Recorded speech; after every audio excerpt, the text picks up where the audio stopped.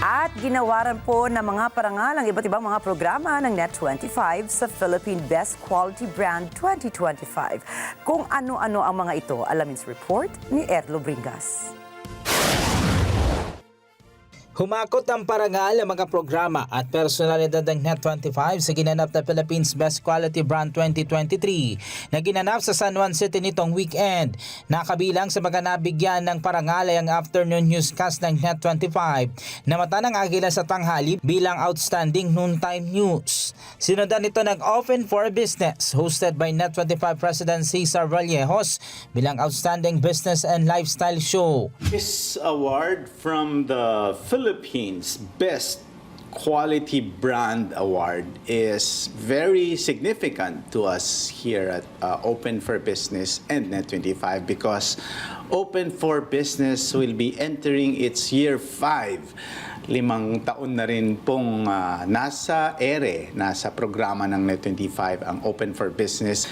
We offer this award, this Outstanding Business and Lifestyle Show Award to MSMEs sa mga maliliit na negosyo na patuloy na nagsusumikap para umunlad din ang kanilang negosyo. We are also very thankful to the CEOs, thought leaders, startups, and all those who have been supporting Open for Business. Ang mata ng Agila News anchor na si Gianna Lianes ay binigyan din ng parangal ng nasabing award-giving organization bilang Philippine Pageantry Excellence Award 2024. At si kada umaga host at mata ng Agila Primetime News anchor Emma Tiglao bilang Philippines Pageantry Excellence Award 2024. Malaking achievement talaga. I've been feeling like I've been on cloud 9 ever since I joined Net25.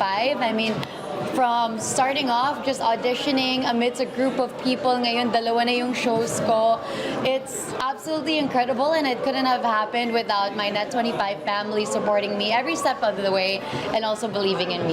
Nagpapasalamat naman ang Net25 sa organisasyon at patuloy sa pagkilala sa mga programa ng himpilan maging sa mga personalidad nito na patuloy sa pagbibigay ng balita at impormasyon maging serbisyo publiko sa maraming Pilipino. We are very excited because we will be offering new programs and bigger events for Net25. We mentioned at the grand trade launch of Net25 that we will be offering exciting programming, new offerings, new shows with bigger stars. As a matter of fact, we already mentioned that we will be showcasing bigger celebrities. Malapit na pong magsimula ang 3-in-1.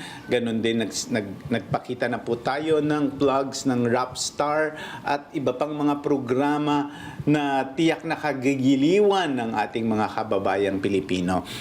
Bukod sa Net25, nakatanggap din ng parangal ang iba pa mga industriya tulad ng business, entertainment at maging sa public service. I'm very happy because again, this is an added platform for me, not only as a business person, but now and being in pageant, malaking platform for me to inspire more people. Malaki din natutulong namin sa government, no, sa pagbabayad ng mga lahat na taxation, excise tax, ng VAT, yung ganon. At the same time, sa society naman, yung bagay na a lot of Filipinos are patronizing aficionado perfume. Hindi lang sa Pilipinas, kundi sa buong mundo. Kasi nabibit ko yung mga OFW sa ibang bansa. So I'm so thankful sa kanila lahat dahil sila yung mga millions of customers natin, hindi lang sa Pilipinas, but hanggang sa buong mundo. Ayon sa nasabing award-giving organization, napili nila mga awardee dahil sa patuloy na pagiging katuwang ng mga ito kahit saan pang industriya na patuloy na nakakatulong sa ating mga kababayan. Iba kasi yung fulfillment mo bilang isang awardee. Yung bang ang sarap-sarap ng pakiramdam na nag-i-inspire ka ng kapwa Pilipino, not only here, pati yung mga Pinoy abroad. Yun lang yung gusto ko, to boost their morale at the same time, to give an inspiration to other people. Erlo Bringas para sa Mata ng Agila, matatag, matapang, matapak. Maraming salamat sa inyong pagsubaybay sa Mata ng Agila Primetime. Para malaman ang matatag, matapang at matapat na mga balita, ay i-follow lamang at mag-subscribe sa @Net25 TV.